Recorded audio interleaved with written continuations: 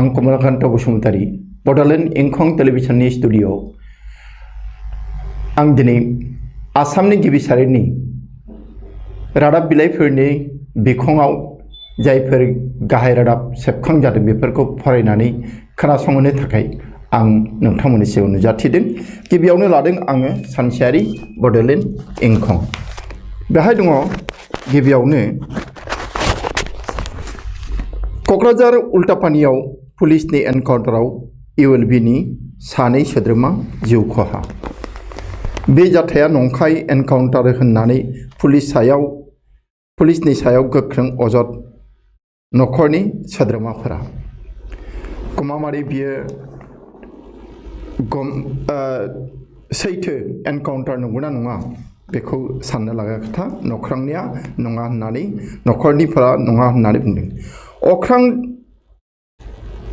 दा स्काइनि बानजायनायाव बुरखां दिन्थिगासे थुनफावथाय बादायलायनाय खुंफुंनो साखाफारा। बर'नि गिबि खौरांलाइ सानसेयारि बड'लेण्ड इंखंनि 18थि गायसं सान फालिनो थामथिम खालामदों इंखं नखरा। दिनै इंखंनि जोनोम सान, इंखं रादाब बिलाइनि आरो इंखं आफादनि। बेनिफ्राय उननि रादाबा जाबाय आइजोनि गोदोनानिफ्राय सनानि माला बोख्लाबनानै लांदों सिखावा। बे जाथाया बङाइगाव आरो धालिगावनि खाथियावनो। बेनिफ्राय उफेरा बिसायख'थिखौ लानानै गसाइगावआव BJP आरो UPPLनि दोलोआ मोनसे दोलोआरि सावरायमेल खुंफुंदों। उफेरा बिसायख'थिखौ लानानै जे मोनद' बियाबाव बिसायख'थि जागोन, बिनि थाखाय गसाइगावआव BJP आरो UPPLआ ज' जानानै सावरायदों। दा UPPLआबो बिदों, BJPआबो बिदों। बेनिफ्राय हेन्डलुम स्किल्स फर रुरेल इक'नमिनि सायाव आइजोफोरखौ लानानै BTR खुंथायनिफ्राय मावबादां खुंफुंदों। बेनिफ्राय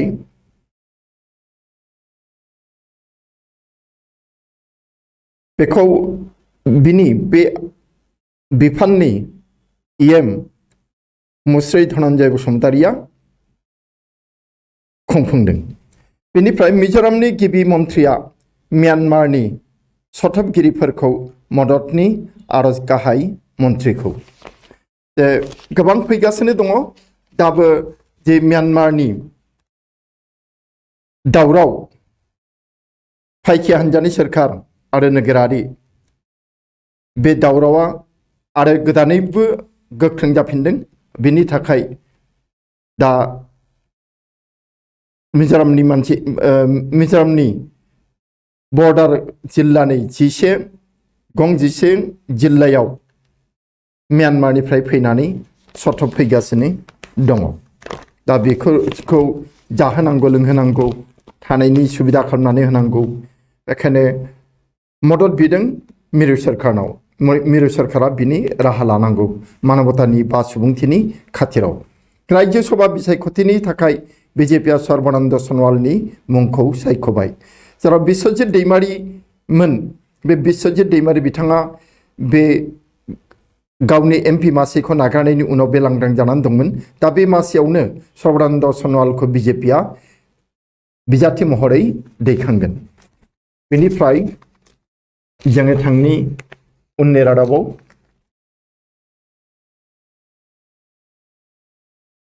बेहाय दङ जे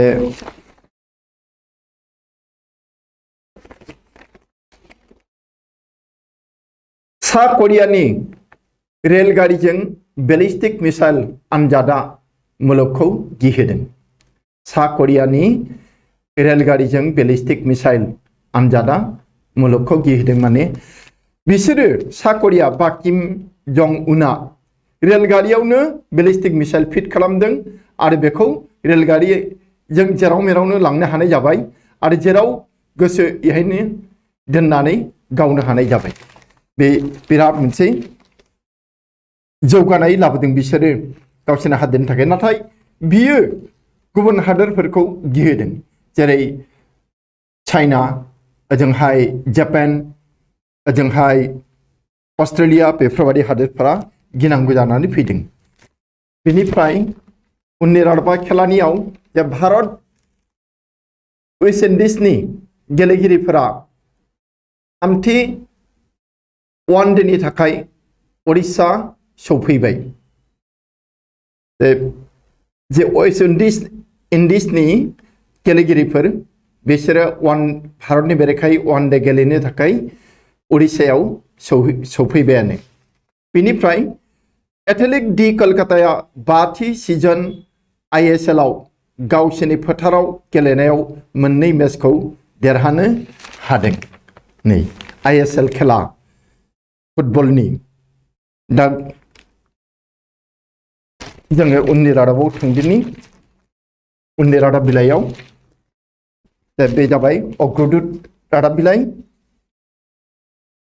अग्रदूत रादाब बिलाइयाव गाहाय रादाबा दङ गभीर मानसिक संकटर गराहत हिखु उन्दै गथ'फोरा जोबोद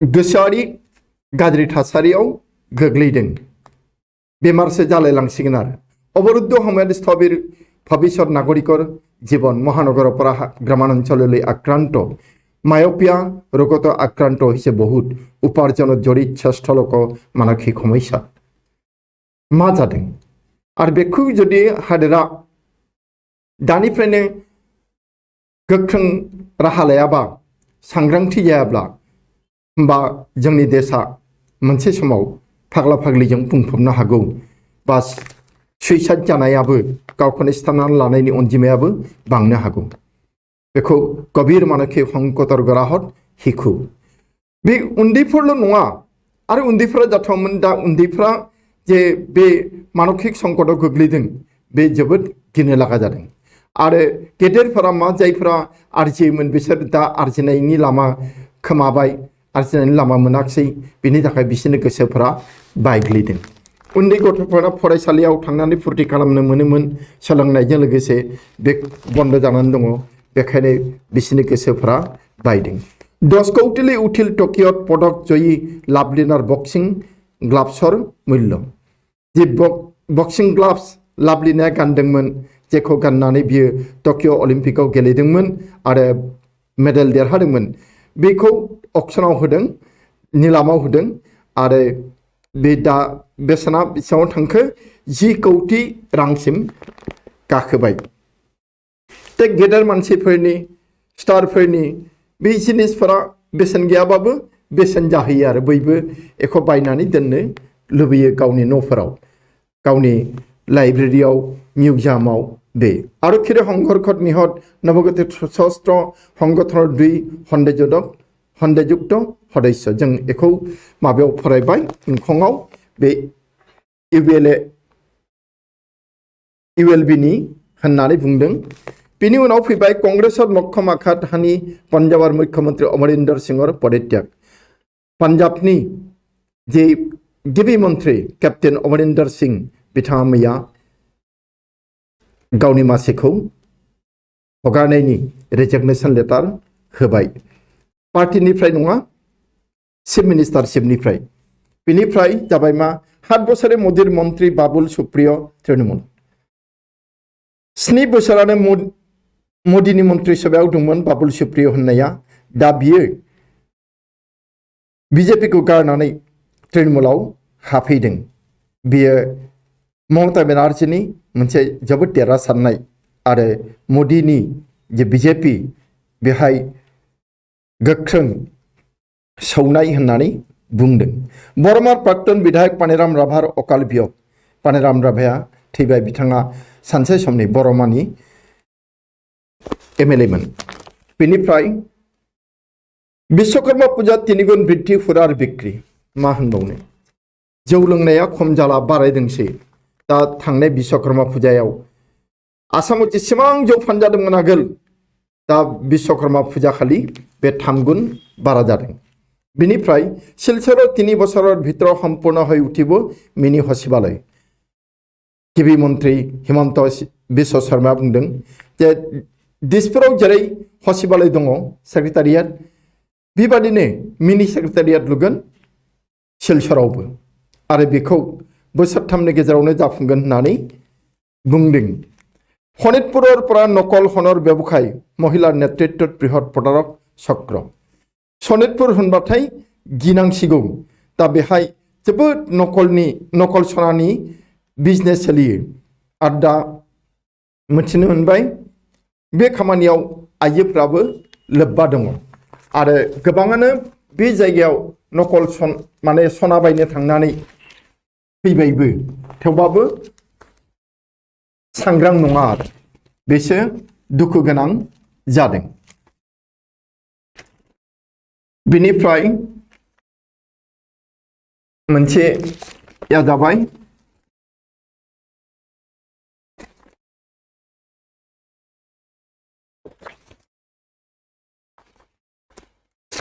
सारि बोसोर दियानाय मरुगिया बानस आसाम सरकारा बोनहाय बोसोरब्रैयानो जाबाय मरुगिया बानस होआखै माहर 17 दिन जोर पाছত दियानाय दरमहा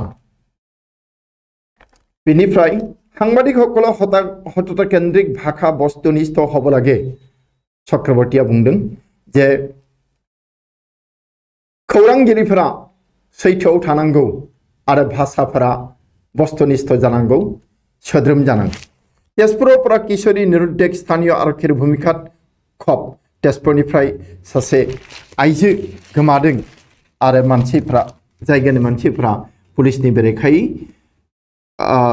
गाज्रि मोननाय फोरमायदों मानो तदबिद लायाखै इदि होननानै। बेनिफ्राय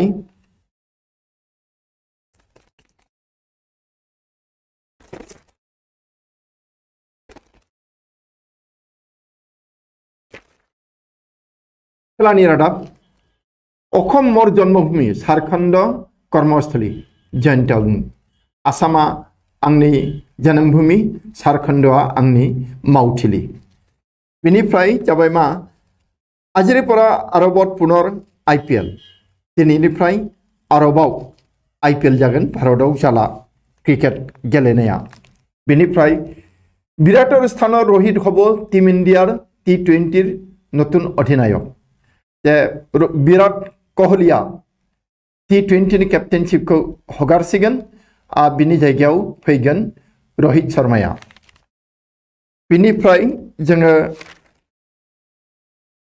नैबे जोबथा रादाबाव फैनोसै तालिबानर आतंकत मरि हालि हद्रिक परिबेक पानसिरर गावत जे पानसिरनि गामिफोराव मानसि गैलिया तालिबानखौ गिनानै खारजोब्बाय आरो पाकिस्ताननि गाज्रि मददनि थाखायनो तालिबाना पानसिरखौ बिदि महराव खोख्लैनो हादों बिदि हालोदाव खोख्लैदों। बेखिनियानोसै दानिया जों थांदिनि प्रतिदिन होननाय रादाब बिलाइयाव बेहाय दङ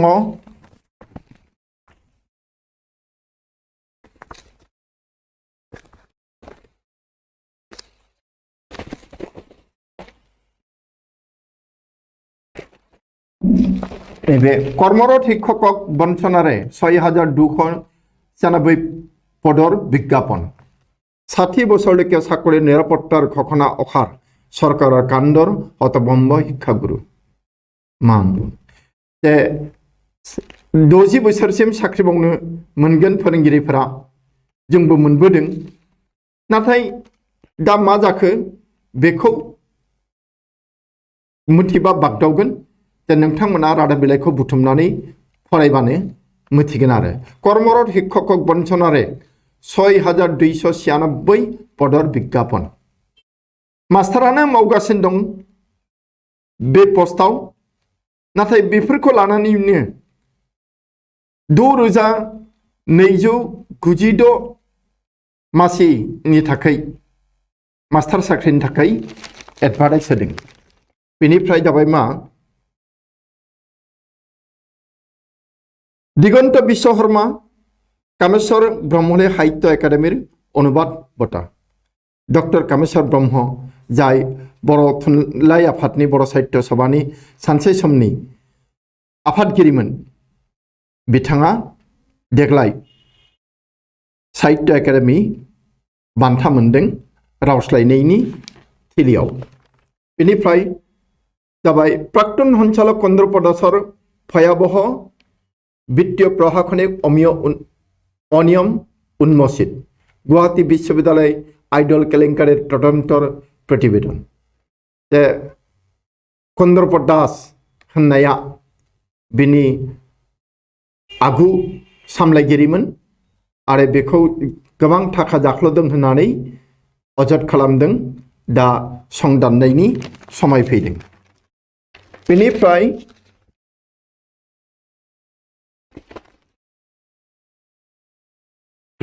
जोबथा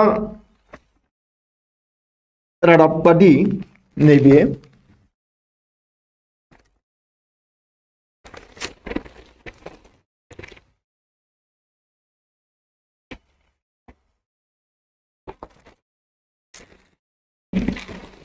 मात्रे निजेই থৈ আহিছিল পুখুৰীৰ পাৰত বিদ্যাপুৰৰ শুই থকা অৱস্থাৰ পৰাই নৱজাতক অন্তৰ্ধানৰ ৰহস্য উদ্ঘাটন। माबायदि खैसारि बे बैतामारिनि खाथियाव जानाय जे उन्दै गथ'खौ 18 दाननिल' बे गथ'खौ सोरबा खावनानै लांनानै लायनो बुथारहैदों। बे दा नंखाय साबित जानो थांगासिनो दङ। बिमायानो लायनो फुख्रि सेराव दोनहैखादोंमोन। निखा खवा पाटिति माके बिसनायावनो गोथै महराव मोनदोंमोन। जोङो मोजाङै मिथिनो थाखाय रादाब बिलाइखौ फरायनांगोन गासैबो। बेखिनियानोसै प्रतिदिननिफ्राय। बिनिफ्राय जोङो थांदिनि गुबुन गांसे रादाब बिलाइयाव। बे जाबाय आमार अखम। आमार अखमावबो अग्रदूत आरो प्रतिदिनाव थानाय रादाबफोरानो दङ। जे बराकत मामा उन्नयनर आबदार। बराक भेलियाव मामा तारमाने जोंनि आसामनि गिबि मन्त्रि हिमन्त बिश्व शर्मा बयजोंबो मामा होननानै गाबज्रिजायो नालाय सेंग्रा सिख्लाफोरजों। बे आरो जरखायै सेंग्राफोरा मामा होननानै बुङो। जे बियो बराक भेलियाव जौगानाय लाबोगोन होननानै फोथायसोगारदों। मोदीर जन्मदिनाव नीलाम लाभलिनार ग्लब्स अभिलेख मूल्य। दहायबो फरायखांबाय। लाभलिना बरग'हायनि जि टकिअ अलिम्पिकआव जायखौ गाननानै मेडेल मोननो हादोंमोन बेखौ दा मोदीनि जन्मदिनाव नीलाम होनो ओंखारदों। 10 कौटि रां दावखोबाय।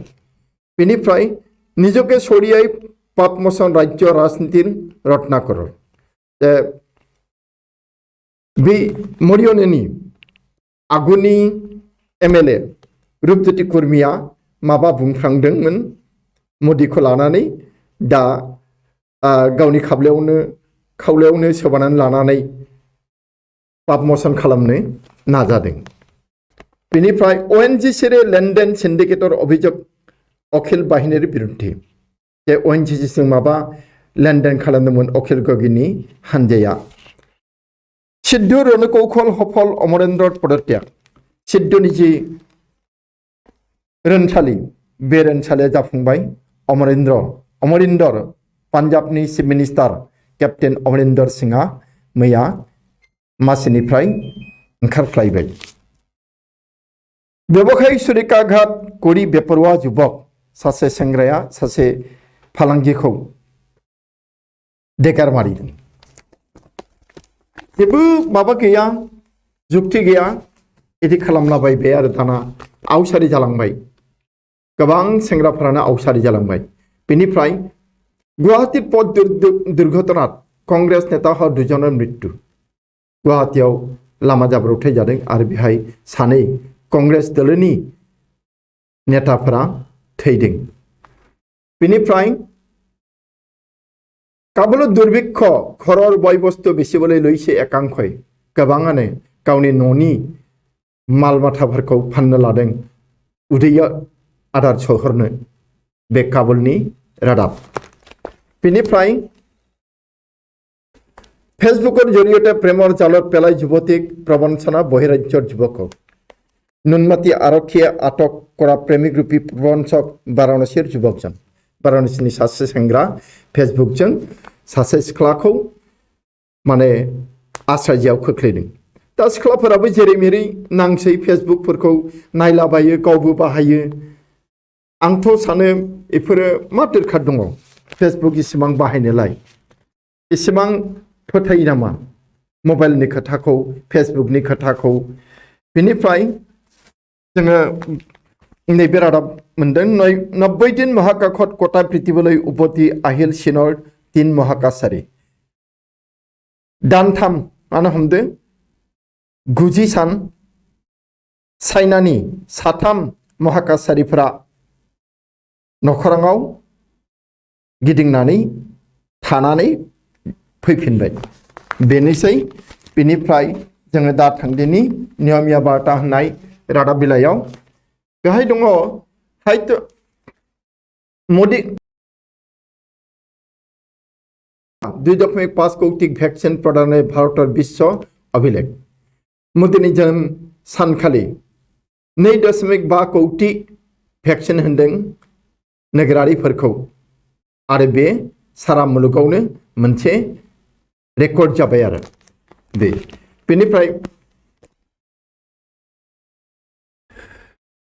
হিমন্ত বিশ্ব শর্মায় आरो बुंदों, बराकर परा कठोर हातेरे उत्खात करा हबो दालाल राज। बराकनिफ्राय दालाल राजखौ गोख्रों आखाइजों सिफ्लेनाय जागोन, बोखारनाय जागोन। बेनिफ्राय जाबाय उपनिर्वाचनक लै कंग्रेसत महा पैमाल। उफेरा इलेक्शनखौ लानानै कंग्रेसाव गाज्रि हालोद मा जादों जों बेखौ फरायबासो मिथिसिगोन। बेनिफ्राय डिब्रुगढ़ मेडिकेलर अध्यक्षर स्वास्थ्यर अबनति।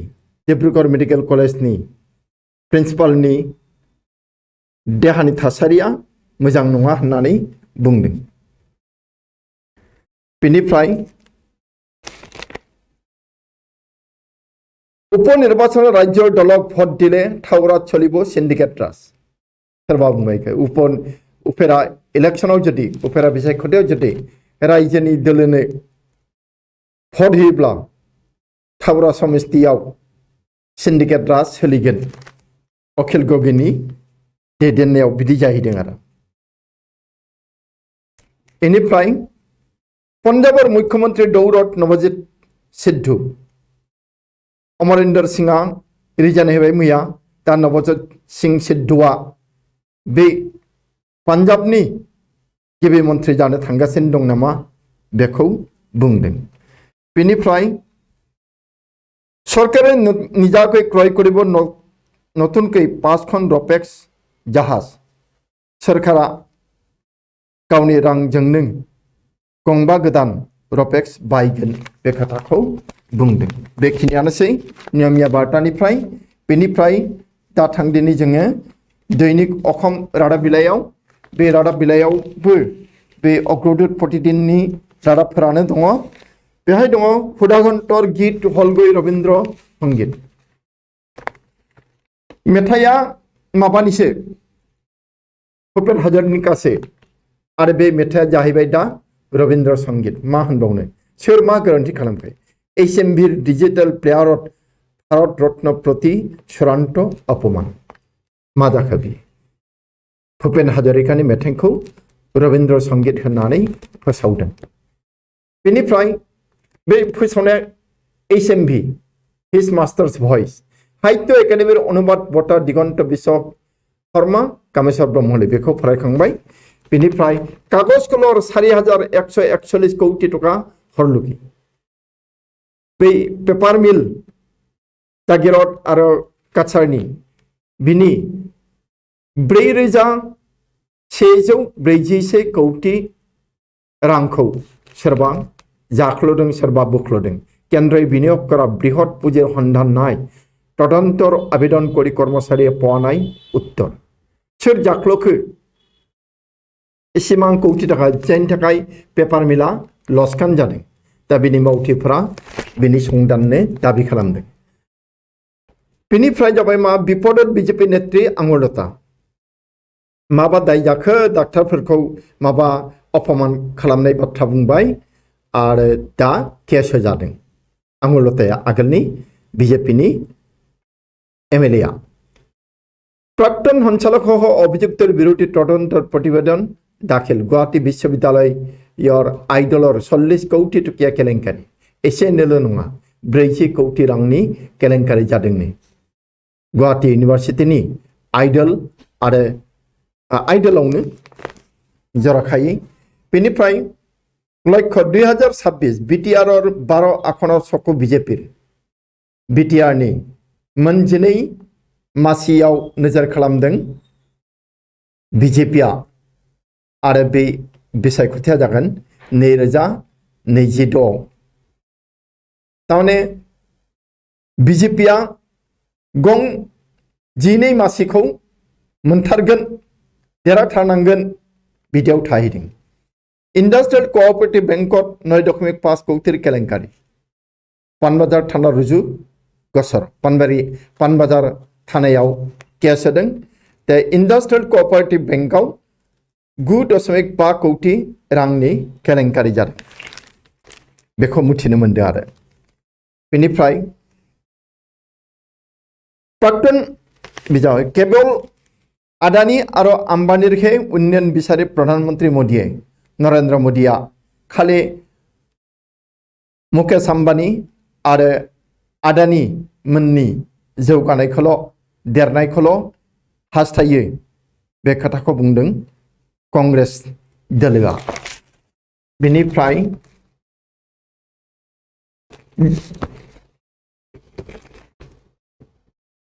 टीम इंडिया मुख्य प्रशिक्षक हिसाबै उभतिबुं कुंबले अनिल कुंबलेआ टीम इंडिया ने क्रिकेटनि आरो बे गाहाय फोरोंगिरि जानानै फैफिनदों गुवाहाटी फिट इंडिया दौर गुवाहाटीआव फिट इंडिया नि खारनाय बादायलायनाय बेनिफ्राय बरा खनहिरिर जयलाभ भलिबल लीग 28 खन जिल्लायै सम्प्रहारित जे ब्रह्मपुत्र भलिबल लीग जायो बेयो आगोलाव इसेल' जिल्लायावमोन दा 28 जिल्लायाव गोसारसिगोन इबारनिफ्राय बेनिफ्राय खाग्राबारि महिला फुटबल खैराबारियाव जादों बे खाग्राबारियाव आइजोफोरनि फुटबल गेलेनाय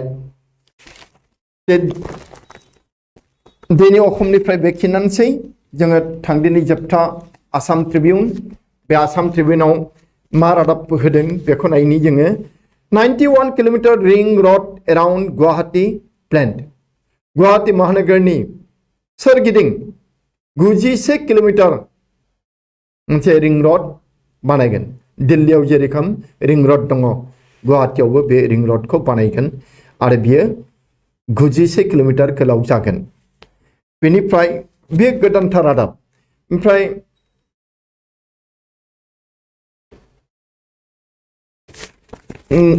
नैबे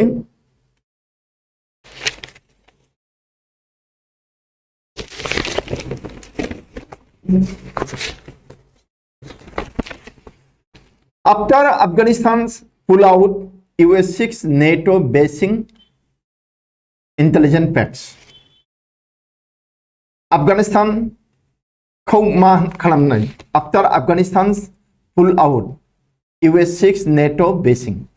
जे आफगानिस्ताननिफ्राय आमेरिकाया थांबाय दा बे आमेरिकायानो लुबैदों नेट'आ जाहाथे बेहाय